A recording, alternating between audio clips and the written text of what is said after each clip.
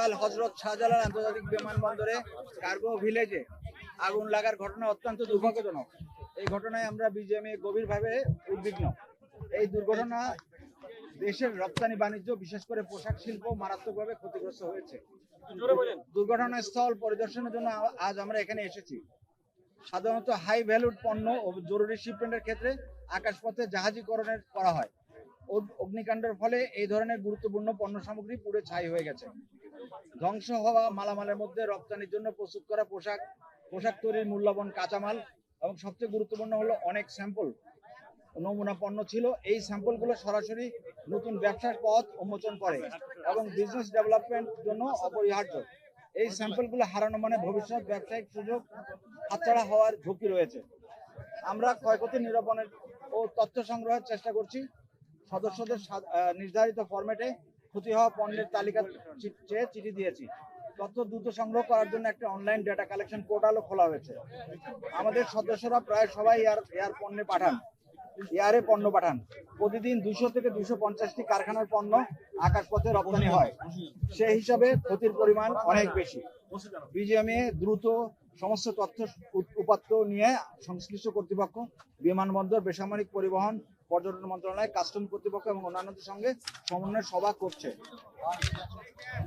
পোশাক শিল্পের এই বিপুল ক্ষতি মোকাবেলায় আমরা সংশ্লিষ্ট কর্তৃপক্ষ এবং সরকারের কাছে জোরালোভাবে নিম্নলিখিত বিষয়গুলি অনুরোধ করছি।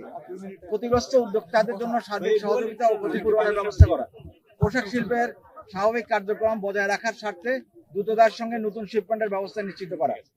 এখন শুষ্ক মৌসুম চলছে, এই ধরনের ঘটনা এড়াতে সবার সতর্ক থাকতে হবে।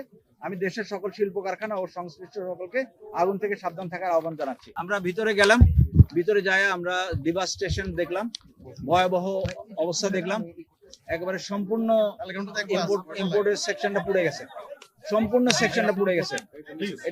এটা মানে কতটা ভয়াবহ ভিতরে গিয়ে আমরা বুঝতে পারলাম যে ব্যাপারটা ভীষণ একটা খারাপ অবস্থা ভিতরে।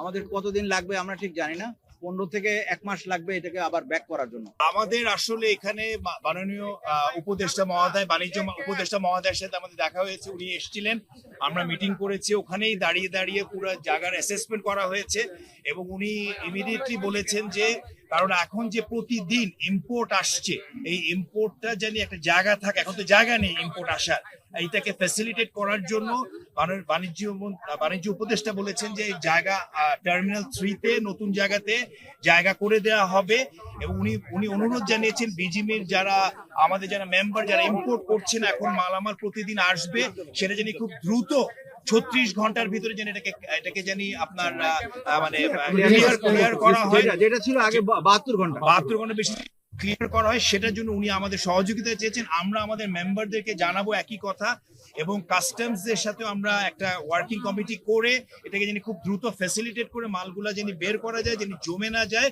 সেটার স্বার্থে আমাদেরকে ব্যবস্থা নেওয়ার জন্য সেই ধরনের আলাপ হয়েছে ভিতরে। এবং শুক্রবার শনিবার এই 2 দিনই কিন্তু কার্গো 24/7 আগে যেটা ছিল উইকলি হলিডেজ, এটা থাকবে না, 24 ঘন্টা 7 দিন 7। আর আরেকটা জিনিস বলতে চাচ্ছি এটার সাথে, আমাদের সবাই আপনারা জানেন এইচএস কোড নিয়ে অনেক সময় একটা জটিলতা সৃষ্টি হয়, ওগুলা বলছে উনি কনসিডার করবেন। তো আপনারা একটু অবগত করবেন, আমাদের যদি শুধু আমাদের গার্মেন্টস না অন্য কারো যারা ক্ষতিগ্রস্ত হয়েছেন এইচএস কোডের ব্যাপারে বা ডকুমেন্টেশনে কোনো প্রবলেম হলে ওনারা এটাকে নমনীয় ভাবে দেখবেন। শুক্রবার এবং শনিবারে যদি মাল ছাড়ানো হয় তাহলে একটা স্পেশাল ট্যারিফ অফার করা হবে। আপনি কি একটা অ্যাসেসমেন্ট করতে পেরেছেন কি পরিমাণ ক্ষয়ক্ষতি? সময় লাগবে। বুধবার একটা, বৃহস্পতিবার একটা, শুক্রবার একটা যেভাবে ইনসিডেন্ট ঘটছে, এই ইনসিডেন্ট গুলো থেকে আমাদেরকে হেফাজত করার জন্য সরকারকে দায়িত্ব নিতে হবে, না হলে আমরা কিন্তু টিকে থাকতে পারবো না। আজকে আমরা আমি বলি বিইং এ বিজিএমএ বোর্ড, আমি একটা ব্যক্তিগত আমার 26টা কনসাইনমেন্ট ছিল, এভাবে বুঝেন 1200 বন্ডার আমাদের এইখানে, যেটা ক্যালকুলেশন হচ্ছে 1 বিলিয়নে যে এটা কভার হবে এটাও না আমার মনে হচ্ছে না।